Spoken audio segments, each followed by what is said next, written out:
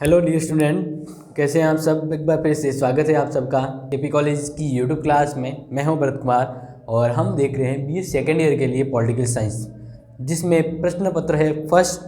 और फर्स्ट में ही हम फर्स्ट लेसन के अंतर्गत चल रहे हैं, फर्स्ट यूनिट के अंदर। उसमें तुलनात्मक राजनीति। तो तुलनात्मक राजनीति के बारे में थोड़ा सा तो मैंने फर्स्ट पेपर के सिलेबस और उसका अर्थ भी इससे पहले वाले वीडियो में बता दिया था। आज हम देखेंगे कि तुलनात्मक राजनीति का जो हम अध्ययन करते हैं तो क्यों करते हैं, क्यों तुलनात्मक राजनीति का अध्ययन किया जाता है, या इसकी क्या इम्पोर्टेंस है, तुलनात्मक राजनीति की क्या उपयोगिता है।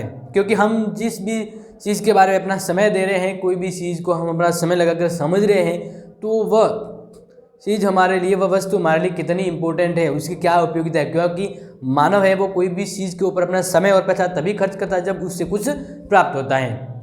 तो हम यहाँ पे अभी देख रहे हैं कि ये जो तुलनात्मक राजनीति है, ठीक है ना, तो राजनीति की जो तुलनात्मक अध्ययन हम कर रहे हैं, ये तुलनात्मक अध्ययन क्यों जरूरी है, क्या उपयोगिता है। तो इसको हम यहाँ पे 4 पॉइंट मैंने आपके सामने लिखे हैं। इन 4 पॉइंट से आपको ये क्लियर हो जाएगा कि तुलनात्मक राजनीति की क्या उपयोगिता है या क्या महत्व है।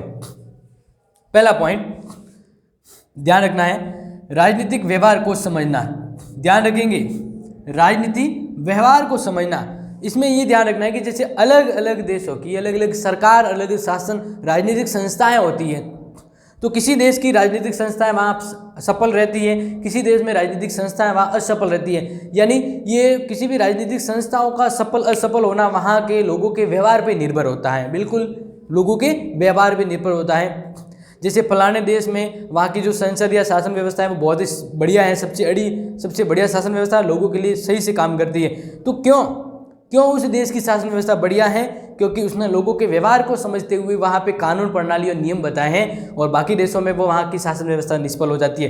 तो इस तरह से हम एक देश और दूसरे देश के बीच राजनीतिक संस्थाओं, उनके व्यवहारों को समझते हैं, ताकि आने वाली भविष्य में कुछ भी शुरुआत हो, कोई भी राजनीतिक दृष्टिकोण बनाना हो, नया चित्र विशाल या कुछ भी नया करना हो, तो हम सफल और असफल यानी कंपैरिजन करके कुछ अच्छी चीज़ों को शामिल करते हैं। जैसे भारतीय संविधान की बात करें तो भारतीय संविधान बना तो इसलिए भारत के संविधान निर्माताओं ने अलग अलग देशों के संविधान को समझा, देखा कि इस देश के संविधान में ये कमी है और ये अच्छा है, इस संविधान में यहाँ के ये लोगों के लिए बहुत ही अच्छी कंडीशन थी, इस संविधान से लोगों को फायदा मिला। तो इस तरह से भारत के संविधान निर्माता ने अलग अलग देशों से अच्छी बातें भारतीय संविधान में शामिल किए।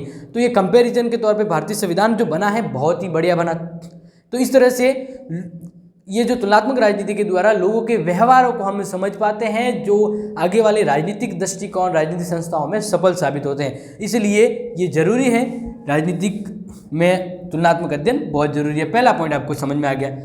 दूसरा, राजनीति को वैज्ञानिक अध्ययन बनाना। बिल्कुल ध्यान रखेंगे, जैसे आपको पता होगा कि राजनीति शास्त्री इस बात के लिए हमेशा प्रयत्नशील रहे हैं कि राजनीतिक व्यवहार से संबंधित ज्ञान को विज्ञान का रूप दिया जाए। बहुत समय से ये प्रयास चल रहा है कि राजनीति विज्ञान है या नहीं। तो जब से माना गया कि राजनीति एक विज्ञान की तरह है, तो इसको विज्ञान का रूप देने के लिए राजनीतिक जो विद्वान थे उसके अंतर्गत प्रयत्नशील हैं। और इस खोज में राजनीति को वैज्ञानिक बनाने के या वैज्ञानिक अध्ययन के तौर पे साबित करने के लिए राजनीति शास्त्रियों ने तुलनात्मक राजनीति अध्ययन को उपयोगी माना। समझ रहे हैं, राजनीति को वैज्ञानिकता के तौर पे अध्ययन बनाने के लिए, या भी कह सकते हैं कि राजनीति को विज्ञान का रूप देने के लिए राजनीति शास्त्री हैं वह प्रयत्नशील रहे हैं, और उसकी खोज के लिए उन्होंने तुलनात्मक अध्ययन का सहारा लिया। तो राजनीति अध्ययन में जब तुलनात्मक अध्ययन होता है, राजनीति विज्ञान में तुलनात्मक अध्ययन होता है, तो ये वैज्ञानिकता की ओर बढ़ता है। आगे जानते हैं, विज्ञान में नियम प्रतिपादन न केवल राजनीतिक प्रक्रियाओं की अनेकता से संभव है, वरन परस्पर प्रतिकूल व विविधताओं वाले राजनीतिक आचरण से संबंधित प्रचुर सामग्री से भी संभव होते हैं। तुलनात्मक राजनीति के बारे में और उसको वैज्ञानिकता के तौर पे अध्ययन करवाने के तौर पे कार्टिस महोदय ने क्या कहा? कार्टिस महोदय ने कहा कि जब से व्यवहारवादी, क्योंकि आपको पता है हमने फर्स्ट ईयर में पढ़ा था राजनीति के अंदर परंपरागत और प्राचीन विचारधारा पड़ी थी, उसके बाद व्यवहारवाद, उत्तर व्यवहारवाद। तो जिस तरह से व्यवहारवाद आया ना, यानी राजनीति वो विज्ञान की ओर ज़्यादा बढ़ी है, यानी ज़्यादा से ज़्यादा वैज्ञानिक अध्ययन इसमें शामिल हुआ है।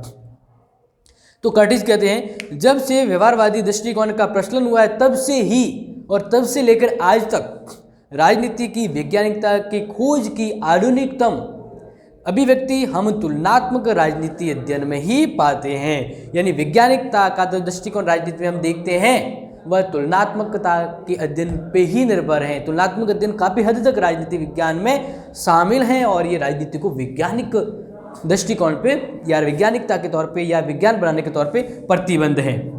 तो ये वाला तीसरे पॉइंट से आप समझ गए होंगे कि हमें तुलनात्मक अध्ययन राजनीति में क्यों करना चाहिए, ठीक है ना, वैज्ञानिक अध्ययन के तौर पे। तीसरा पॉइंट, तुलनात्मक अध्ययन द्वारा सिद्धांत का निर्माण होता है। बिल्कुल, अब पूछा जाए कि राजनीति विज्ञान में तुलनात्मक अध्ययन क्यों जरूरी है, तो इस तुलनात्मक अध्ययन के द्वारा ही हम क्या कर सकते हैं, सिद्धांत का निर्माण कर सकते हैं। वैसे आपको पता है सिद्धांत दो तरह के होते हैं, सिद्धांत दो तरह के होते हैं, आपको ये ध्यान रखना है, क्योंकि सिद्धांत किसी एक विचारधारा को एक प्रमुख रूप दिया जाता है। वो सिद्धांत भी एक विचार ही होता है, एक महत्वपूर्ण विचार है जिसके अंतर्गत बहुत सारी चीज़ें या बातें समावेश होती हैं। तो इसलिए सिद्धांत भी दो तरह के होते हैं, आदर्शमूलक सिद्धांत। आदर्शमूलक सिद्धांत मैं बताऊंगा वापस कि ये दो तरह के सिद्धांत हैं। तो एक आदर्शमूलक सिद्धांत हो गया और दूसरा हो गया आनुभाविक।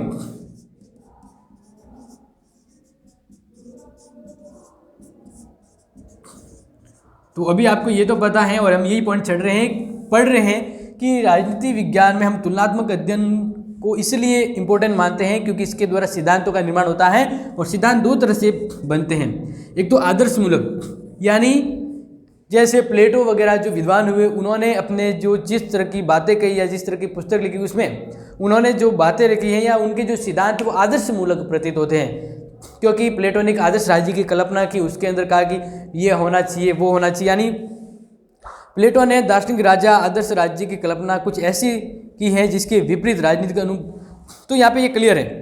अनुभव, ये आदर्शवादी का मतलब कुछ कल्पना के रूप में कुछ ऐसे आदर्श लोगों के सामने सिद्ध या प्रूव करना जिसके द्वारा सिद्धांत भी बने और वे एक आदर्श प्रकृति के रूप में, लोगों के रूप में एक आदर्श विषय बन जाए। यानी कहने का एक सिंपल सा थ्योरी है कि सिद्धांत दो तरह के होते हैं, आदर्शमूलक और आनुभाविक। तो आदर्शमूलक ये हो गया कि इसमें ज़्यादा व्यवहारिकता, ज़्यादा वास्तविकता नहीं होती, इसमें काल्पनिक और कल्पना से भरे हुए बातें या सिद्धांत होती है, जैसे प्लेटो ने आदर्श राज्य के बारे में कहा था, ठीक है। तो इस तरह से सिद्धांत बनते।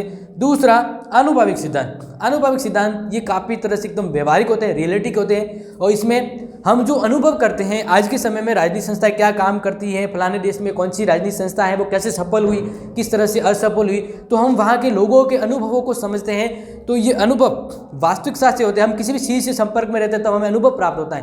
तो ये अनुभव हमें एक तरह से किसी भी चीज़ के बारे में ज़्यादा जानकारी देते हैं। तो इस अनुभव से हम आनुभाविक तौर पे सिद्धांत बनाते हैं, यानी अनुभव से बने सिद्धांत आनुभाविक सिद्धांत जो काफ़ी रियलिटिक और वास्तविक होते हैं। तो इस तरह से हम कंपैरिजन से एक अलग तरह से यानी कंपैरेटिव स्टडी के द्वारा हम राजनीति को बहुत अच्छे से समझ सकते हैं और ये कंपैरेटिव जो स्टडी है वो राजनीति के लिए बहुत ही उपयोगी है क्योंकि इसके द्वारा राजनीतिक सिद्धांत का निर्माण होता है। समझ गए हैं। 4 पॉइंट है प्रचलित राजनीतिक सिद्धांत की पूर्ण प्रामाणिकता। यहाँ पे कहने का मतलब है कि राजनीति विज्ञान के अंतर्गत समय समय पर अलग अलग सिद्धांत बनते हैं, लेकिन कुछ सिद्धांत समय के अकॉर्डिंग उसको वापस अपने सिद्धांत की कसौटी पर खरा उतरना होता है, यानी वैलिडिटी को पुनः चेक किया जाता है। पुनः प्रमाणिकता, जैसे कहते हैं ना कि ये पेंशन, सामाजिक सुरक्षा पेंशन चल रही है तो हर साल बाद पेंशन के लिए सत्यापन जरूरी होती है कि वह व्यक्ति वापस जिंदा है या नहीं, तो यानी उस व्यक्ति की वापस प्रमाणिकता देखी जाती है कि वास्तविकता में वो है। तो सिद्धांत के बारे में भी अगर सिद्धांत को वापस परखना हो कि सिद्धांत वास्तव में जो सिद्धांत बना है वो सही है, क्या वो उचित है, अनुकूल है, तो उस सिद्धांत को वापस पुनः प्रमाणिकता करने के लिए हमें राजनीति विज्ञान में तुलनात्मक अध्ययन अपनाना जरूरी है। समझ रहे हैं। तो आगे देखते हैं कि तुलनात्मक राजनीति अध्ययन से यह निष्कर्ष निकाला जाता है कि अतीत में क्योंकि सिद्धांत की पूर्ण प्रामाणिकता यानी सिद्धांत को वापस चेक कर रहे हैं, वैलिडिटी देख रहे हैं उस सिद्धांत को कितना महत्वपूर्ण है, तो इसका मतलब है कि वो सिद्धांत काफ़ी पहले बने हैं, तो उस सिद्धांत को आज की परिस्थिति में अपनाया और आजमाया जा रहा है, पुनः प्रमाणिकता की जा रही है। तो इस तरह से तुलनात्मक राजनीति अध्ययन से यह निष्कर्ष निकाला जाता है कि अतीत में स्थापित राजनीतिक सिद्धांत वर्तमान की परिवर्तित परिस्थितियों में मान्य है या नहीं है। ये उचित है तो कितने उचित हैं, सिद्धांत अगर उस समय बने हैं आज भी उपयोगी है तो कितने उपयोगी और कितने उचित हैं। इस प्रकार तुलनात्मक राजनीति प्रचलित राजनीतिक सिद्धांत को पुनः परखने की एक नवीन उपकरण और नवीनायुक्त विधि है, मेथड है, तथा यह तथ्य उपलब्ध करवाती है जिससे सिद्धांत की पूर्ण प्रामाणिकता सिद्ध होती है। तो इस तरह से आप समझ गए होंगे कि राजनीति अध्ययन में तुलनात्मक अध्ययन क्यों जरूरी है।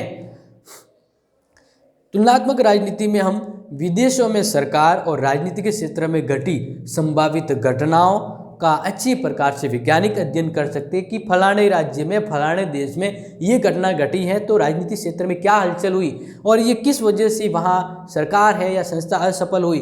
तो ये हम वहाँ के कंपैरिजन अपने देश के साथ कंपैरिजन करके देखते हैं तो हमें कुछ अच्छी बातें अपने देश के अपने वैज्ञानिक अध्ययन को या वैज्ञानिक परिदृष्टि को सुधारने में सहायक होती हैं।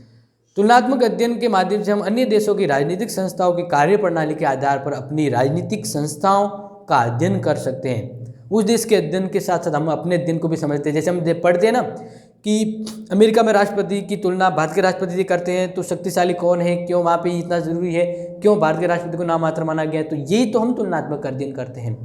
विभिन्न संस्थाओं की शासन पद्धति, उसकी ऐतिहासिक और भौगोलिक दशाओं, सामाजिक एवं आर्थिक तथा राजनीतिक संस्था तथा विचार से निर्धारित तुलनात्मक राजनीति के माध्यम से इस बात का अध्ययन किया जाता है कि शासन पद्धति और उसका विकास किस देश में कितना गहरा रहा है। तो इस तरह से आज आप इस वीडियो में बहुत अच्छे से समझ गए होंगे कि हम क्यों राजनीति के अंदर तुलनात्मक अध्ययन करते हैं, क्यों राजनीति में ये तुलनात्मक अध्ययन उपयोगी है।